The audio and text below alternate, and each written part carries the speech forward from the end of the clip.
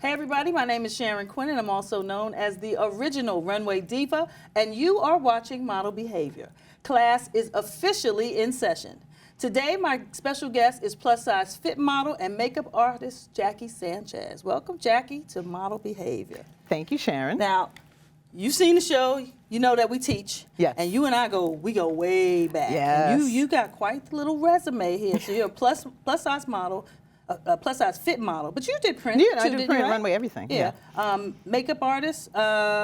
Celebrity makeup artist. Oh yeah. It's Instagram age. Celebrity makeup artist. Makeup artist. You got to put that in there. And your biggest, well not biggest, but your steadiest client is. You say you work with Toni Morrison. Yes. Since 2003. Yes. Wow, you must be really on your game because. You know, celebrities change makeup artists like Yes. they change clothes. I know. So how did you build that relationship?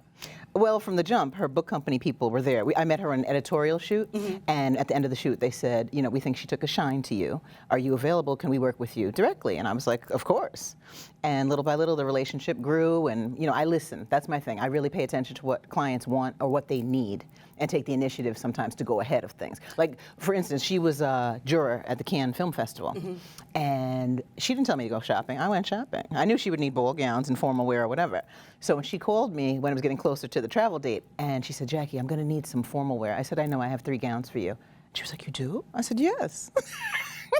You took the initiative. Oh, yes. Okay. So that's what you mean by listening. Yeah, I listen, I pay attention, you know, I just, you know, I want to make my client, it's not, I do their makeup, but I want them to be, like, all around pleased. Like, I want to make them happy. You know what I mean? Like, they've got a lot of pressure. They've got to sell themselves. They got to, you know, answer questions, go here and there, do all these other things. If I can make them feel more comfortable in the surround, you know, in their day-to-day life, then that's what I like to do. Tell the people why listening is so important. Listening is important because, you know, if you want to hold on to your client, you've got to do the right thing by them. You really, you know what I mean? You really have to be on your A game. And you've got to keep your ears open and keep your eyes open and keep your mouth shut. Yeah, because you got to see and don't see. Right. I get that. Right. Now, you started modeling back. Were you doing it in the 80s? Yeah, 1985. And you were with Pat Swift at Plus Models. Yeah. We talked about that with Lisa Scott. Oh, I'm sure you talk about it with everybody. Yeah. I tried Please not Google. to. Please Google. But you were also with Phyllis Currington, right? Yes. Now that's a name that not this generation. They don't really know who she is, but she was major back when we were doing it in the 80s. She was everything. She's a photographer and she had a modeling agency. Where is she now? I think she's in Texas. I know that was where she originally came from. I think she's down in Texas. I'm Facebook friends with her. Me too. Okay. Maybe we'll look her up together. Now let's stay to the 80s for a minute because that was it was a different time. And I think that's actually when the plus size modeling sort of took off for the first time. Right. What was it like then being a plus size model as opposed to now for you? For me, okay, with the last name Sanchez, Pat Swift told me, and I clearly remember this, you're light-skinned and you have a Spanish last name. We should change your name. That was #1 from the jump. So I have an old comp card. I'll send it along. My name is Jackie Smith. I wanted to use my grandmother's maiden name, at least have Jackie James and be cute about it. But she was like, let's go with Smith. Well, what's wrong with Sanchez? It was too ethnic. She said people would be confused if I was Latina or if I was black because I was light-skinned. I didn't have my frolicious, 2000. I had my permed hair, I was swishing and swaying. It was a different ball game back then because when I went to Pat Swift, and actually she gave me a contract. She said something that I kind of made me decide I don't think I want to do this. But it was they wanted you to do so many drastic things. She wanted me to get a nose job. Yeah, come on now. It'd go off of a test where the makeup artist did my makeup and a Scandinavian, blue-eyed, fair, blonde, white model, the exact same colors, the same everything. and she didn't do anything. You know what I mean? It was the makeup. It really was the makeup. I never did anything to my nose. It's fine. I've had a. I put a nose ring in it now to show it off. Now, did you work a lot during that period? Because at that time, Plus Models that was major. Yeah, when I got with Pat, pretty fast, I ended up booking Hanes Pantyhose, a national campaign, and I won't talk about Pat anymore. But she was telling me how I should be so pleased with myself for getting this job, that other models that had been with her agency didn't get it, that I got it. But I do remember at the airport when my ticket said Jackie Smith, that I had to show them my comp card because my driver's license obviously said Sanchez. Wow. Okay. How long? Well. I was with Pat for about a year. It wasn't working out. I was ready to leave. Of course, she owed me money. She was okay until I told her I was going to Phyllis Kewington, and then she got nasty. So then we had to get small claims court and all those things involved. Yeah, it turned into an issue. So what was it like with Kewington Models? It was fantastic. Phyllis was so nice, and she was just like welcoming, warm, all those things that you want. And she was an amazing photographer. She was a bad photographer. Everybody wanted to shoot with her. Oh, yeah. And if you shot with her, you were more than likely going to work somewhere. Right, and I also like their creativity in the early days. Like, I had a dress that I wanted to wear that had a V-neck front, and she's like, no, I don't like that neckline. Can you turn it around? And I remember another time going on a photo shoot, a test, and using the photographer's raincoat, or using the photographer's rug as a fur trim. Like, just the weirdest, like, most creative things, you know what I mean? And those things always stayed with me. Now, how do you think, because this game has changed, so you couldn't pay me to be a model now. It's a whole different game. How do you think that it's changed from back when it first started to now? Well, it's like everything. Like, everybody is an Instagram fill in the blank. You know what I mean? Everybody's a this, everybody's a that. The biggest problem I have with Plus models nowadays is the sizing, how they've gotten so much thinner, and how they can be a size 8 or a 10, and they call that Plus. Yeah. The clothes don't start till a 16 or 18W. The model should start there. But you remember, even back in the 80s, they would do that and make them wear pads. Yeah. But do you remember that the straight size models, I still have the original book from Plus Models with all the girls, all the divisions, and they had contemporary was size 8 to 12. And then the straight size models were 6 and 4 and 6, or maybe 8 even. But now everybody's 0. Like, everything is just sized down, which is ridiculous. It is ridiculous because everybody's getting bigger. Right. Nobody is getting smaller. Right. Everyone's getting bigger. But I don't want to stay in the past for too long. But now Sabrina says that you were, she's asking, why was it important for you to have an agent? Did you tell her that? For makeup? Yeah. Yes. I'm finding, even though I'm well established in my career and have a very strong resume and portfolio, that it's very difficult to get an agent, a makeup agent. Really? Yeah. There's racism, sexism, and my new friend, ageism. But talent. Hello, can we use a little talent? Yeah, that doesn't make sense to me. If you're good at what you do, I mean, you got Toni Morrison for a client. Right, but I mean, I work with Timothy Greenfield Sanders, who is an extraordinary, well-renowned photographer for portraits, and I can't. It amazes me. Like, my business card is Christy Turlington, Pitbull, and Whoopi Goldberg. And when I call these big agencies, oh, would you like to assist? What? Yes, ma'am. More than one agency. Would you like to assist? No, I would not like to assist. My book is stronger than people that are on their board and working. So I don't understand why at this point in my career. I have a degree in cosmetic marketing from FIT. Like, what's going on? Like, what? Yeah. You know what it is. I know what it is. Yeah. But let me ask you, do you really need a makeup agent? I would get more work if I had an agent. Because they can. Yeah, they have all those connections and yeah. Oh, that's messed up. Yeah, I'm not giving, you know what I mean? Like, I'll know, with or without an agent, I'll continue working. But if I had an agent, it would be nice. It would be much better for me. I would, How long have you been a makeup artist? About 20 years. Professional makeup artist for about 16 or 17 years. Now, is that something that you came on while you were modeling, or were you doing it all along? No, I was doing it all along. I always had an interest. At the age of 4, I told my family I wanted to be a plastic surgeon. I always liked bone structure and faces. Okay. I had really pink lips, and people, are you wearing your mommy's lipstick? And I would look at them and do this to their face, like literally, like break it down. But okay. So I think I ended up doing the right thing. Now, you You know, I've had a couple of makeup artists on here. Do you have an art background as well? No, I can't draw. I can't paint fingernails. I'm visual. I can visualize and create anything in my mind. Wow. Now that just debunks a lot of stuff that I've heard, because it makes sense that you're doing sketching. They said that a face is a 3D. I can't remember what the word was.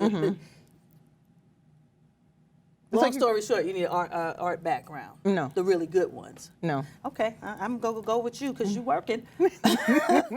Now, why was working with Sean Diddy Combs unlike any other? He's just that dude. He's just that fly dude. Like, before I worked with him, I had no concept of what goes on a daily basis. You know, like the hustle and bustle and so many people around and running and doing this and just, you know, being in his world, you know? No, I'm not going to say that. I mean, you know, rip the runway. That's all I'm going to say. Okay, yeah, okay. I'm not, I was there. Yeah, that wasn't a pleasant experience for the plus size girls. Which time? At the Hammerstein? Yes. When he was the host? Yes. I was there. And the funny thing was, a good little kiki, a lot of the plus size girls, when they saw me backstage, they were like, "Oh, Jackie, you're in the show." Da, da, da. I was like, "Oh, no, I'm doing makeup." And they're like, "With who?" And I pointed at Puffy, Oh, he was not nice. Oh, no. I was getting the like, you know, they were shocked that I was working with him. Yeah, because he did some really, questionable stuff. Okay. Okay. Let's move You still my along. boo, though. You still my boo, Mr. Puffy. I ain't got no issue with you. I just you need to rethink some of what sexy is, because you can be sexy at any size, honey. Okay. Let's talk about your epic moment with Steven Meisel shooting with Italian Vogue. Let's talk about that. Okay. After all these years in the business, we talked about 80s and flashbacks. I'm fine telling people I am 50 years old. I am feeling myself. I know I'm cute. Okay. And to get a casting call from a commercial print agent, you know, that I usually do pharmaceutical type jobs. And are you available? Steven Meisel is interested in you. Hello, who? Did you send this to the right person? Are you sure? And yeah. So I went on the casting. Mm-hmm. I went up to the office, schmoozed, talked to them, whatever. And I really, from the casting, I thought I got it. And they called a few days later and they're like, "Yes, you're booked for Italian Vogue." What issue was this? December 2014. Wow. Mm-hmm. And you were the only black plus model in this? The only black model and the only plus model on set. You gotta send me those photos. Yeah, I will. Okay. They're all over social media. Yeah, I'm definitely gonna go on and how did I not know this? Now you said that you use your house on Long Island for location shoot? Yeah, I bought the house I grew up in. I'm a Cancer, so I'm sentimental like that. But yeah, I was doing jobs, especially I worked a lot with bikini men's magazines, pinup magazines, and I would see her writing some lovely checks. And I'm looking around like, these plain white walls, you're paying that kind of money for this? And I was like, well, wait, I have a 3-bedroom house and a nice backyard. Like, hey, I think I can make a go of this. So I just started, you know, looking, doing my research, and I found a couple of agents. I signed up with them, and it's been going very well. Research is really good. I see that with you, and you about your hustle. I dig that you're gonna make some money. Ooh, I see this opportunity. Let me just go on in here. 2016, hello. And speaking of money, let's talk about Who Wants to Be a Millionaire. Okay. I was never so shocked in my life to turn on the TV and see you on it, winning. Okay. Yeah, it was late 2000s, the economy was bad, a lot of companies, magazines had folded, jobs had dried up. And I was doing the dishes and I heard them saying, if you're in the New York area and you'd like to apply to be on Who Wants to Be a Millionaire, and I was like, you know, I answer all these questions while I'm in the house. Why not? Mm-hmm. Go for it. It's right there in Manhattan. You know, other people, I met people at the audition that were flying in from out of state to come and audition and then going home the same night. But yeah, I went on there, I was determined, I was hyper-focused, and yeah, I ended up winning $25,000.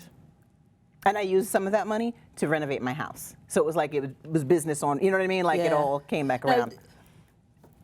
I know that on some of these game shows like Price is Right, mm-hmm. Let's Make a Deal, there's some background stuff. You win all these prizes, and then don't you have to pay taxes and all that stuff before you can get your prizes? No. Is that how it works? No, the funniest thing about the millionaire thing was they said the check was going to come in like 2 months or something. So I, on a regular Saturday, opening the mail, and it was a window envelope with a P.O. box, which is common for the jobs that I do. So I thought it was one of my little editorial, little change, whatever.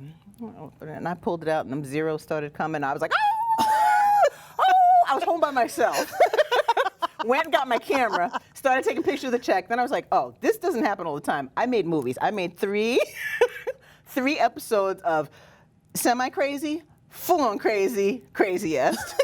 And just because I knew I had to go to the bank that day with the check, because of all things, my bank had sent me something. If you make a large deposit, you would get a certain interest rate, it would go up, and it was expiring that day that I got the check. So I knew I couldn't keep her and cuddle her close to my bosom.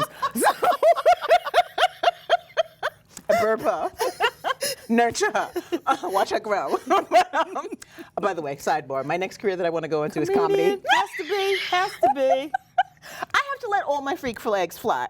You know what I mean? Like, it's time. Like, why hold it in? I'm 50. Like, what are you waiting for, girl? Put it out there. I ain't mad at you. But I do want to go back to the house thing because we didn't talk about what kind of shoots I've had at the house. Oh, right. I'm sorry. My bad. Okay. So last year, it was like a beacon. I don't know what happened. It was in October, and October is the anniversary month for my mother passing away. So every year around her anniversary, something good happened. Like I did Millionaire 2 days before her anniversary.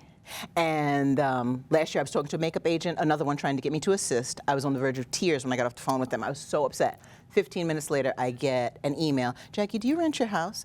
I'm shooting a Mary J. Blige video. We'd like to use your house. I was like, say who, what?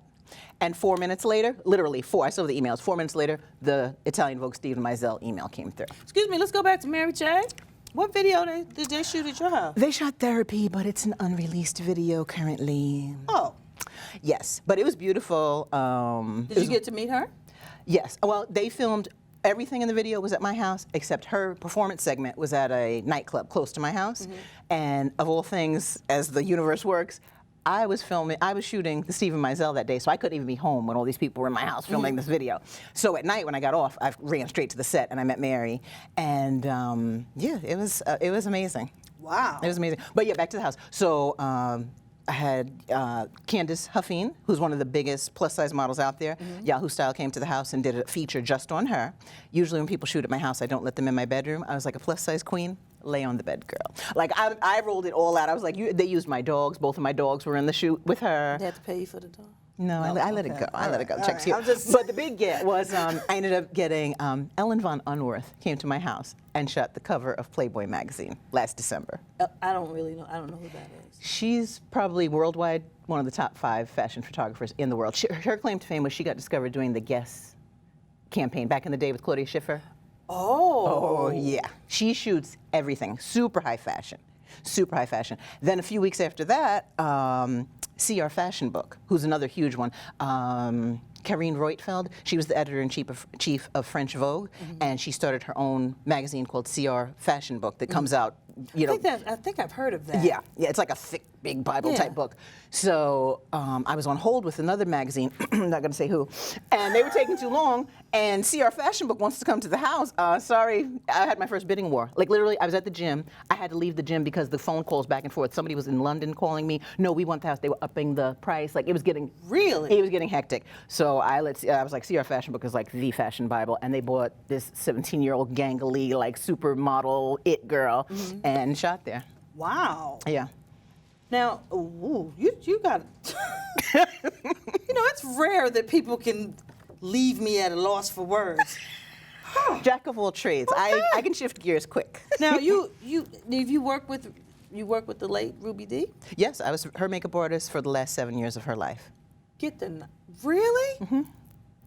What was that like? I'm getting the chills right now. She was the most amazing, sweet, kind, loving, dear person. I mean, seriously, from the jump, when the day I met her, the day I worked with her, I'll have to get the picture for you guys. The day I met her, we were in her garden. She picked sage from her garden and gave it to me. We took a picture together with her holding the sage in her hand, and she gave it to me. Wow. And I remember like the second or third time I went back to shoot at her house, it was in the morning, and she's like, oh, did you have breakfast? Why don't you come sit with me and we'll have breakfast together? We had farina in the kitchen, and I'm like, how is this my job? Like, seriously. Like, I'm sitting in Ruby Dee's kitchen. But nice, adult, I would do anything for her. Was Ossie Davis still alive? No. Oh. No. Oh. Wow. Yep. You have, Yeah. that is legendary right there. Toni Morrison too. Yes. Now you see here comes the senior moment. Are you interested in going back to school? No, No? I already did school. Okay, this is the question I wanted to ask you. How does one do what you do? How do you get started? I don't know how I do what I No, but I'm talking about like as a makeup artist. How would you suggest that one gets started?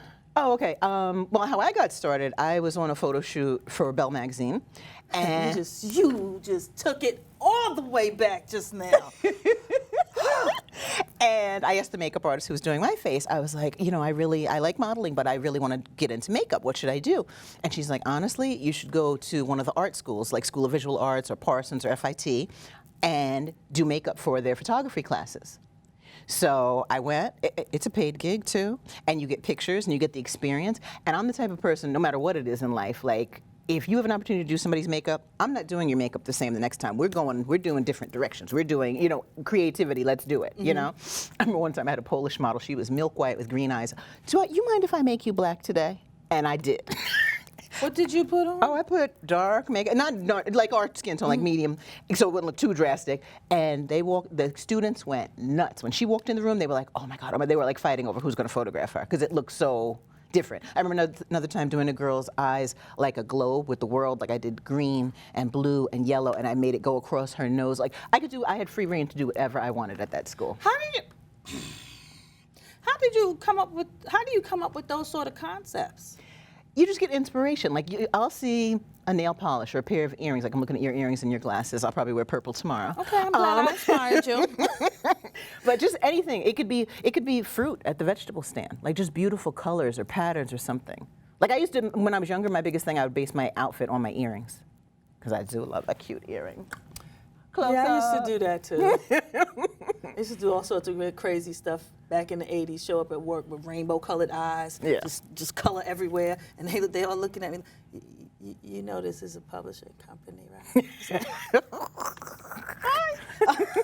Now, okay, I never heard of that route. Is that still a viable way to get started? It's good to get your feet wet, and I remember I would purposely not bring enough makeup during those days, so I would have to force myself to mix together things. Oh, I go deep in the crate. okay. My computer is working. Like I'll be painting your face, and I'm like, I need to lift this. I need, like the whole time I'm doing the makeup, my wheels are spinning. Okay, so that's called instinct, and that's you're born with that, because you can't learn that. Now, have you worked for like ever worked for like the Max and the big makeup companies? I started off, I wanted to be fashion fair. So my dream at that point was to get my, making me laugh, Jackie. girl, I need to find the Polaroid of me in my hot pink flammable uniform that I did change the buttons. I got Chanel quilted gold buttons. I had to be a little fabulous in the 90s. But yeah, my dream was to work for them, change the little pink packaging, get the advertising, move things up. But I got told right away, as long as Mr. Johnson is alive, that will not change. They were not changing any. They had putting bacon fat on people's faces. But let me tell you, that little greasy touch to that fashion fair makeup, to this day, I love a good grease underneath. It makes the makeup slide so nice. People could have oily skin. Older women, it's like a dream come true. Fashion. Not that I don't like fashion fair, because I can make any brand work. Right. It wasn't my go-to. I was a Flory Roberts girl. Oh, excuse me. Yeah, Okay. sorry. Naomi Sims. Yeah, that too. I left Flory Roberts and went to Naomi Sims until they started messing up the foundation colors. Yeah. And then I've been stuck with MAC ever since. Yeah. But okay. So you say start like doing You get makeup experience, and even people that aren't interested in being makeup artists, like clients ask me, regular people, clients like weddings or going out to an affair type people. Oh, I really am not good at makeup. What can I do? And I always tell people, get your skills down with natural colors, and once you get your skills, then move into the blues and the purples and the greens. It's much harder to work with those bright colors, but once you get your skill set down with a nude palette, then you can play. It all washes off. You know what I mean? It's not like it's permanent. Very true. That's very true. So you might as well just experiment. Exactly. Now, do you do hair too? Yes, I do, ma'am. Oh, see, I'm that's not not trained. even on my little card. Okay. Yeah, girl. I do. I didn't go to beauty school. I just am a hands-on person. I used to have, like I said, my long flowy back in the day, and I would do it different every time. And being on set, I'm in the room with the hair person, so I'm observing, I'm learning, my wheels are spinning, I'm taking notes. So yeah. Okay, so you just said you haven't studied to do any of this stuff. No. You just doing it off of instinct and you. I have artistic people in my family.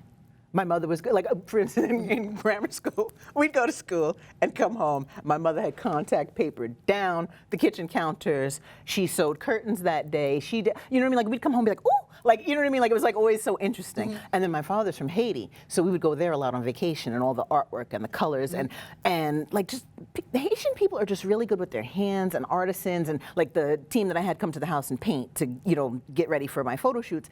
The things that they did, like, I was just amazed. And I was like, wow, Haitian people, we really have some skills. I don't know much about Haitian people, so I can't even respond to that. Well, you got one here today. So you're Haitian and My father's Haitian Dominican. That's where the Sanchez comes from, because everybody wants to know, how did this happen? What? You know, they come, they look at you, hello, you know, yeah, that's me. You make a good sancocho? No. The best thing I make is Italian food, girl. A Dominican make it. Okay, you know what, Jackie? Okay. My mother's from down south, and my father's from Haiti, so I have the mix of both of those things. But my mother was fierce. Fierce down everything. That's where I get my drama from. You're killing me. Her name was Nola. She was fabulous. I mean, how can you not? Oh, I touched the mic. Oopsie. That's you've been doing that the whole time. So, look, we got like 2 minutes left. Oh no, it's and over. Yes, and you're gonna keep me laughing, and I'm not gonna be able to do my job. Oh, So- one thing. Wait, I'm from Roosevelt, home of Eddie Murphy and Howard Stern. Oh, so Lord. I need, you need some female power. It's time. It's time. Throw the website out there. You got a website? For my makeup, it's JackieSanchezMakeup.com. And follow me on Insta. I need some Insta followers, because girl, these makeup jobs and modeling jobs want to know how many Instagram followers you have before you get Are hired. they really asking you that now? I went on a Real People casting recently for Bobbi Brown Cosmetics. All ages, all races, sizes, whatever. They asked me on that casting how many Instagram followers I had. I gagged. Yeah, okay. Madness. We are almost out of time. I would like to thank my guest, JackieSanchez. I'll be back, yo. Let me put too. Yeah, she gonna come back. I want to thank my guest, JackieSanchez, for sharing her industry knowledge with us today. So before I go, I'd like to leave you with a few thoughts. I want you to, always surround yourself with positive people and positive things. Remember that you can't change the game until you first learn the game. Do what you love and love what you do. But lastly, be who you are, but be who you are tastefully. Always have some class about yourself. Don't forget to like us on Facebook, follow us on Instagram, Twitter, and Pinterest. Thanks for watching Model Behavior, and I'll see you guys next week. Class is officially dismissed. Bye, y'all.